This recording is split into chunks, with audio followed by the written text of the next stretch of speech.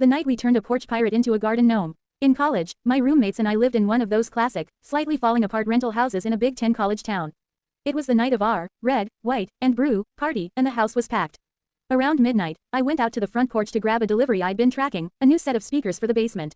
Just as I opened the door, I saw a guy in a gray hoodie snagging the box and sprinting toward a beat-up sedan.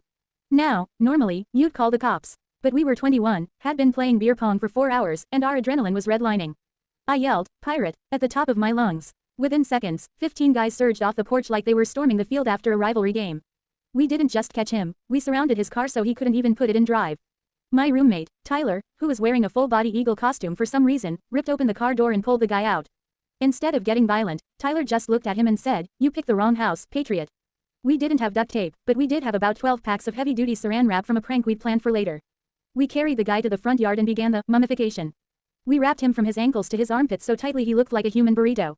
To complete the look, we found a traffic cone from the street, put it on his head, and stood him up next to the overgrown hedges.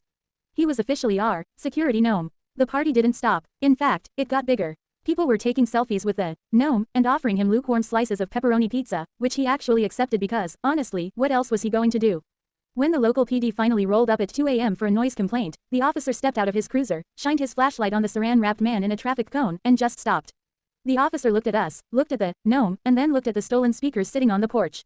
He sighed, suppressed a massive grin, and said into his shoulder radio, "Dispatch, you're not going to believe this, but we have a suspect in custody. He's currently a lawn ornament." They didn't cite us for the noise. They just loaded the burrito into the back of the paddy wagon, still wrapped in plastic, and told us to keep the eagle inside for the rest of the night. It was the best Yelp review our house ever got.